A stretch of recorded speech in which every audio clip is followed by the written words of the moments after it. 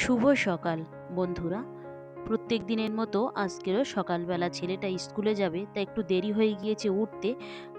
ওকে তাড়াহুড়ো করে একটা টিফিন বক্সে খাবার দিয়েছি, একটু পরে খেয়ে নেবে। আর ওই যে এখন কলা খেতে খেতে চলে যাচ্ছে। সকালবেলা ও স্কুলে চলে যেতে আমিও নিয়ে বসে পড়লাম আমার সকালের জলখাবারটা। এটা খেয়ে নিয়েছি, নিয়ে এবারে দেবো ছাদে জল। ওর আব্বু নিচেই গিয়েছে, পাইপটা নিচে থেকে ছুঁড়ে দিলে আমি এখান থেকে ধরে এই ছাদে পুরো জল দিয়ে ভরে রাখবো।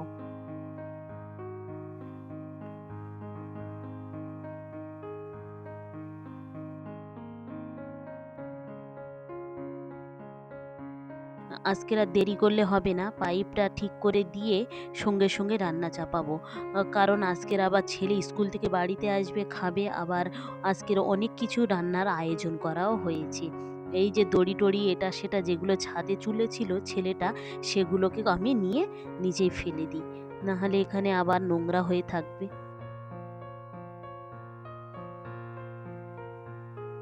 আমি উপরে ছিলাম তো ওর আব্বু আমাকে ডাকছিল। ছোট গাছে যে আম হয়েছিল, সে একটা আম পেকে গিয়েছে, তাই আমাকে ডেকে দেখাচ্ছিল। আমি যাওয়ার আগে ওর আব্বু পেড়ে নিয়েছে, তাই আমি ওটা দেখছিলাম যে এই জায়গাটায় আমটা এইভাবে ঝুলছিল। উপরে যাই, গিয়ে এই আমটা কেটে খাবো। চলুন দেখি কেমন খেতে লাগে। ওটাও কিন্তু ছোট একটা হিমসাগরের চারা।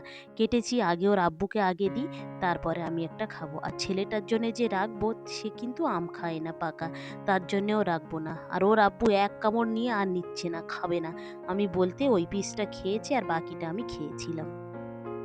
এইদিকে আমি রান্নাবান্না চাপিয়ে দিয়েছি। একদিকে দিয়েছি আলু ভাজা, গোল গোল করে লবণ হলুদ আর লঙ্কার গুঁড়ো মাখিয়ে আমি গোল গোল করে আলুটা ভেজে নিচ্ছি।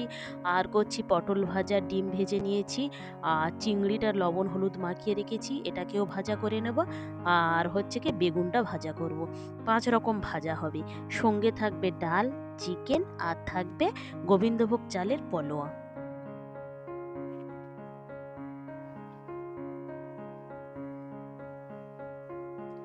৫ রকমের ভাজা এখানে আমার হয়ে গিয়েছে। এবারে আমি এক এক করে তরকারিগুলোকে রান্না করে নেব।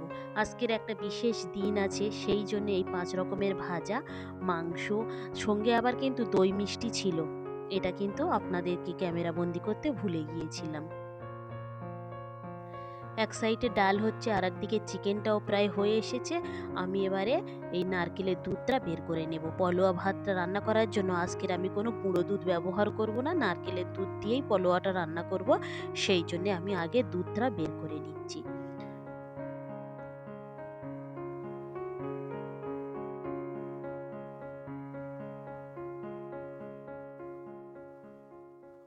ছেলেটা বাড়ি আসার আগে রান্নাটা আমি কমপ্লিট করে নেব। আমি একটু দুধ এখানে দিয়েছিলাম, তা মনে হলো আর একটু দিলে মনে হয় ভালো হয়, তা আরও অল্প করে একটু আমি দিয়ে দিয়েছি।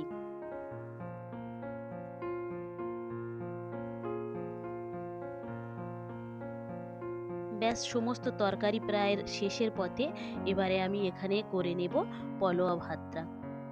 সেই জন্যে প্রথমেই চালগুলোকে আমি ভালো করে পরিষ্কার করে ধুয়ে নেব। তবে বেশি জোরে জোরে আমি এটাকে চেপে চেপে ধুইব না। একদম আলতো হাতে ভালো করে ২ থেকে ৩ বার আমি ধুয়ে নিয়েছি। নিয়ে আমি পলোয়াটা চাপিয়ে দিয়েছি। ভালো করে চালটা ভেজে যে দুধটা বের করে রেখেছিলাম, সেই দুধটা দিয়ে দিয়েছি। এবারে একদম ভালো করে ফুটে যেতে লো ফ্লেমে দিয়ে এই ভাতটা আমি রান্না করে নেব। আর স্বাদটা বাড়ানোর জন্য অল্প করে একটু আমি চিনি দিয়ে দিয়েছি। আর আগে থেকে আমি এখানে কাজু, কিশমিশ আর পেঁয়াজের ব্রেস্তা করে রেখেছিলাম, সেগুলোকেও দিয়ে দিয়েছি। এই দেখুন, ছাদে জল দেওয়ার পরে দেখছি কত রং বেরঙের পাখি আসছে, আর সবাই এসে এখানে গোসল করছে। এই দেখেন,